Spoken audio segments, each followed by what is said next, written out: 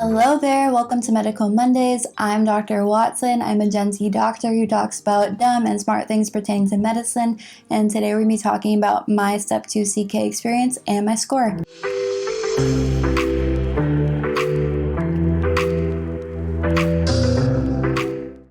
Kaylee here, and today's video is sponsored by me. If you don't know, I published a coloring book specifically for medical students and a pocket-sized soap note template book, both of which are available on Amazon.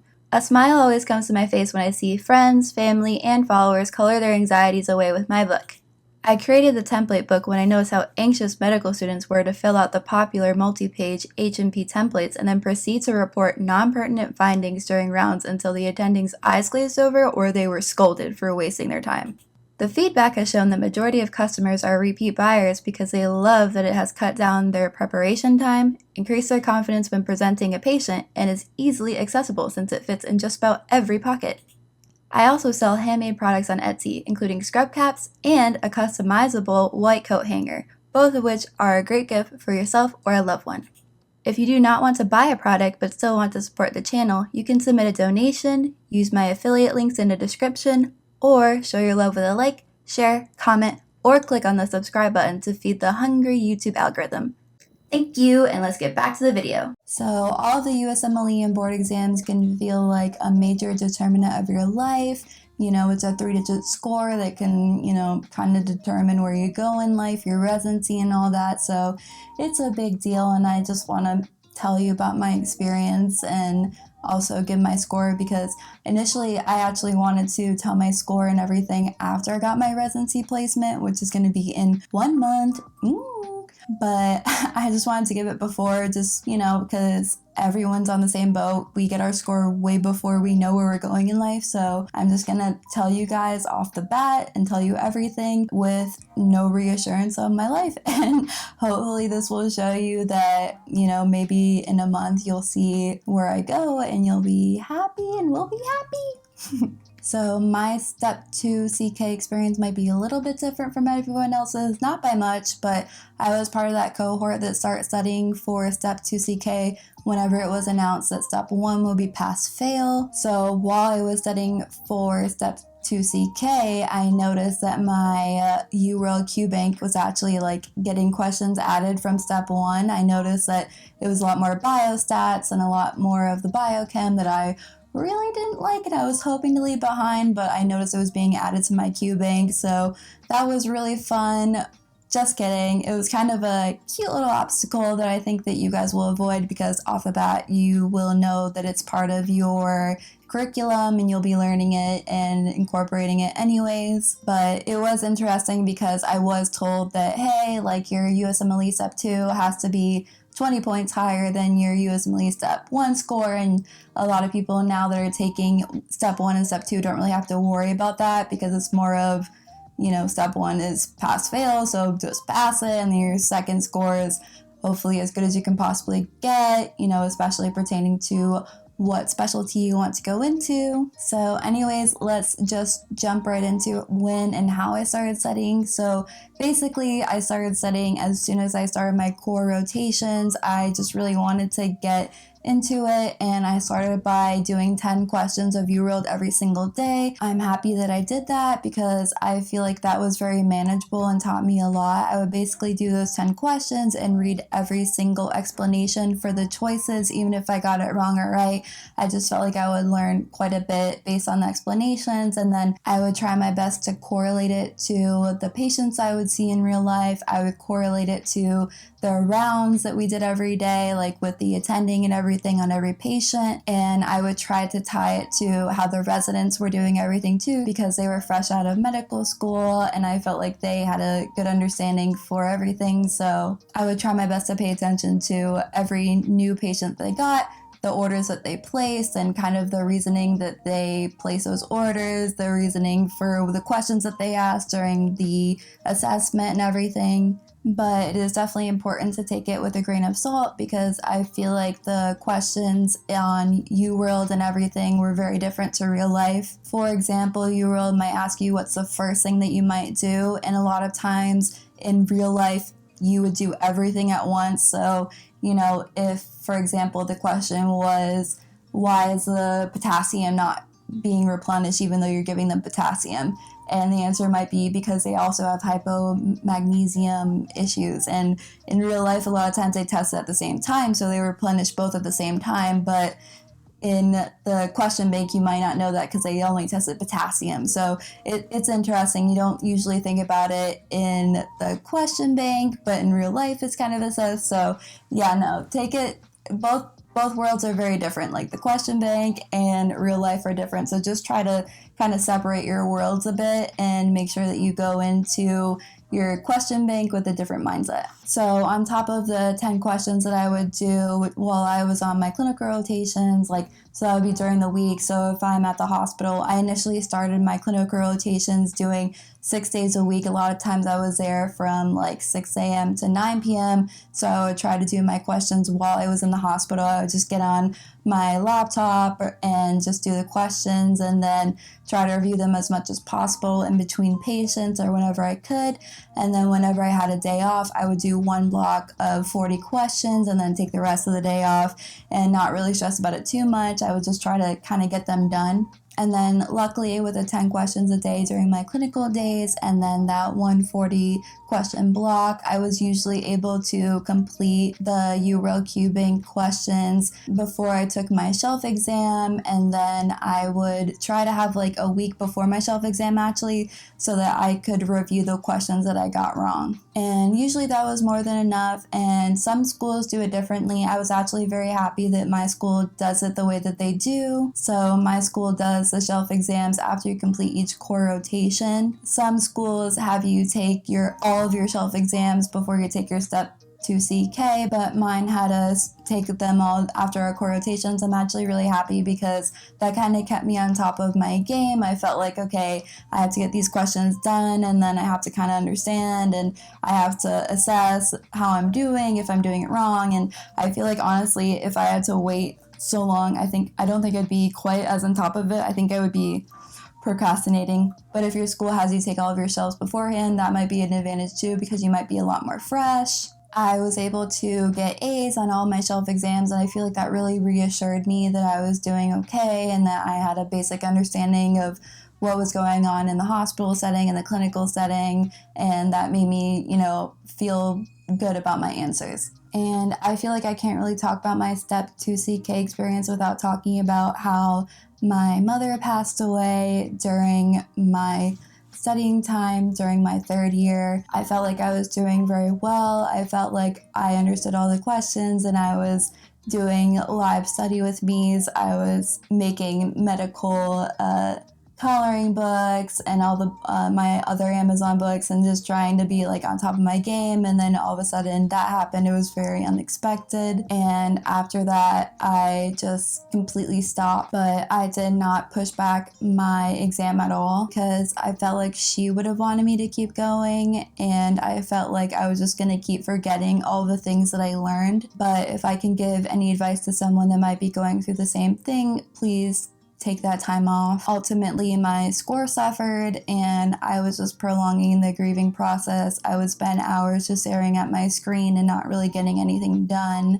Your medical school would understand. My medical school would have understood. I didn't submit any kind of anything, but it's very easy to submit something saying that I need some time off and I will get back to you as soon as possible. But let's jump into my dedicated studying time as well. So my dedicated study time was during my core rotations. I had finished majority of them, but not my OB-GYN. So I just made sure to do those questions during my psychiatry rotation. And then I had 4 weeks where I had that dedicated time, and that was mostly spent building my stamina because I basically completed all of my URL questions and I feel like I had a pretty good understanding because in contrast to whenever you're taking step 1, step 2, you're actually more involved and I feel like it's more hands-on, so you retain more of the information. So whenever you're doing that step 2 CK dedicated study time or whenever you're initially studying during your clinical rotations, I feel like you do have a better grasp of everything. So during my 4 weeks, I would start every day by taking 2 40-question blocks, and I wouldn't do the tutored version. I would just go straight through them, and then I would review them during lunchtime. So I would usually start at 8 a.m., do my 80 questions, but it's 2 blocks, and then I would review that for whatever amount of time it took, and then I would take a short break. And then I would, watch a dumb episode of like Parks and Rec or The Office or whatever, just make me feel good. And then I would get back into my 240 question blocks. And with doing 160 questions a day, I ended up, completing all my Euro questions. I actually completed all my Euro questions way before my dedicated study time, so that's when I went into AMBOSS, and I felt like AMBOSS was a really good resource. I actually never used them for my step 1 setting or anything, but I felt like it was good because, you could kind of hover over everything and it would explain everything, but I really wouldn't do much more than that. I would just go over the questions I got wrong or right, because I feel like once you start adding a bunch of stuff, it kind of gets kind of crazy. And then on every Saturday, I would take a practice exam. So I would do the AMBOSS. They give you that one. It's during a scheduled time. You have to sign up for it during the time that they give you. And then it's a certain date where they give you like a week to take it. And then I took my UWorld Assessment 1 and 2. And I made sure to take the free one the week before my exam, just because I feel like that was actually the closest to the exam. And Sundays I would take off. I also feel like using just AMBOSS and just UWorld really worked for me too. I used UWorld initially and AMBOSS during my dedicated study time, really nothing else. I use a bit of online med-ed. I just watch the videos one time before the core rotation, so that would be kind of my preparation for each one, so that I wouldn't just start out kind of knowing nothing. I wanted to start each rotation kind of getting a base understanding, because I feel like if you know nothing, then it's just kind of gibberish and you're just more frustrated than anything. So if you start with a little bit of understanding, then you might be able to actually absorb and be an active part of the care team. So if anything, I might recommend that before your co-rotations, you might just watch the online meta videos without too much pressure to understand everything, because it can be frustrating at first, but once you get into it and once you're in person, then everything kind of clicks. But it was a good tool to use to kind of get a base understanding before actually starting. And then what didn't work for me was not taking care of myself. So basically the day before my exam, I went way too hard and I really didn't sleep. I was way too stressed and I was just trying to cram everything into my brain because I thought that would really help. But then on the day of the exam, I was just so tired and I just feel like I was so groggy and I really wasn't comprehending everything. Also, like I said, with losing my mom, I feel like I pushed myself too hard. And honestly, I feel like with Step 2 CK, it's a little different than Step 1. I feel like with any exam, you should kind of have the same values. But with Step 2, I feel like you should kind of go into it having a bit more confidence and don't push yourself too hard. If you need a day off, if you need 3 days off, take it, because you did just spend the past 3 years learning all of your medical knowledge and it's there, it's in your head. But if you push yourself too hard, then it might get confusing and it might get frustrating. So at the end of the day, just make sure that you make yourself a priority. So with all of that being said, let's get into my best tips for Step 2 CK. Number 1 being that you stay on top of your Euro questions or whatever else you set. So if it's AMBOSS or your book, I don't really think that books are great for Step 2 CK, but whatever you set, stay on top of it. And make sure it's not too much during your clinical rotations, because you will be spending 40 to 80 hours in the hospital or in your clinics, and it's very hard to go home and study sometimes. So if you don't study Monday, Tuesday, Wednesday, then that Thursday is going to be hell if you don't study. So just try to set small goals for every day. And I know that can be difficult because medical students are high achievers, but if you set a small goal every day and you do a little bit more, then that's great. And maybe schedule more questions for your easier rotations. So for me, whenever I was on internal medicine and surgery, those were really the weeks that I would spend 80 hours a week at the hospital. But during my psychiatry rotation, during my family medicine rotation, I was spending closer to 40 hours a week. And it was a lot easier for me to get a lot of questions in, so that's when I would really spend my time reviewing.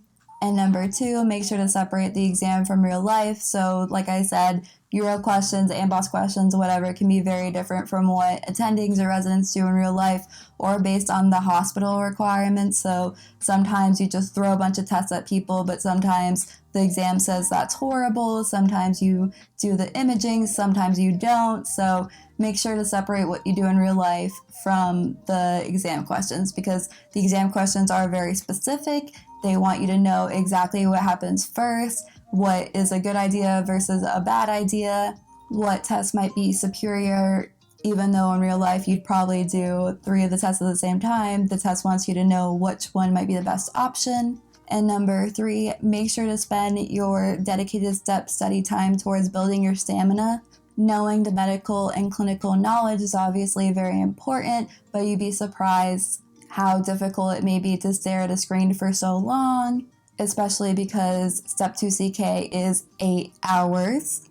So if you're not used to that, you're used to doing your cute little Anki cards and maybe 20 questions a day, even though you're, absorbing as much medical knowledge as possible, you might not have the mindset to sit there and really think and do questions for that long. Number 4, do not sleep on the drug ads or the biostats. I know that can be kind of the throwaway questions, but it's a good idea to just make sure that you have a good grasp of that. The biostat formulas are kind of something that you can look at the day of, but the drug ads are kind of hard to dissect, so make sure to go through a couple of them because they can be halting when you're taking your Step 2 CK and all of a sudden you see 4 pages of something really in-depth, and you have to make sure that you're able to find the exact keywords and numbers that they're usually looking for. And usually they do 2 questions at least on each drug ad, so it does factor into your score. Number 5, don't let anyone else's study strategies really influence yours. It can be very tempting to watch a million YouTube videos and go based exactly off of what one person says. They say they got a 270, so now I have to study exactly how they are. Or you see your high achieving friend and they're doing a certain strategy. But if something isn't working for you, don't push it. Some people get very overwhelmed by having a million Anki cards that they fall back on, and now they feel like they're not doing enough, and then they don't do the Euro questions because of that, and they keep pushing things aside. Some people do incredibly well with their flashcards. Sometimes people enjoy watching a lot of videos. Some people like reading the first aid books. So just try to make sure that you get a good grasp of what actually works for you in the beginning, and then just keep going through with it. And number 6, and most importantly, make sure that you are easy on yourself, especially the night before, day of, the last week. Maybe take a nice bubble bath the night of, the morning of, whatever. Pack a lot of snacks the day of the exam, because really you're not going to improve your score by that much by cramming a bunch of stuff into your brain. If anything, you're going to hurt yourself. So get enough sleep, have enough energy so that when you show up to test day, you are on top of your game. And number 7, just quickly throwing this in, I know everyone says it, but just try your best not to spend too much time on the hard questions. Try your best to go with your gut, flag that question if anything, because if you spend too much time just staring at that screen and trying to dissect it, then you are depriving yourself from time from maybe an easier question and answering all of the questions of that 40 question block. And the last thing that you want is missing easy questions. So finally, I'm going to reveal my score. I had used a score predictor that I found on Reddit, and it did give me a 258 based on my UWorld assessment, my UWorld question percentage correct, whatever, my AMBOSS, and my free 120. But ultimately, I ended up with a 238. It's not what I wanted. I wanted above a 240. And honestly, I thought I would get a better score based on my pre-predicted score. But I think my major drawbacks were, my personal life, and then also not taking care of myself, pushing myself too hard so that on the day of the exam, I was barely comprehending everything. So hopefully if you learn anything from what I've said, it's that you should take care of yourself before anything, and the medical knowledge will fall behind because you are learning in person. And if you complete all the Euro questions and you read all the explanations, honestly, I feel like that's good enough. But yeah, thank you so much for tuning in. I'm Dr. Watson, and this was Medical Mondays. I'm going to be making videos every Mondays, so make sure to tune in for those. I'll see you next time.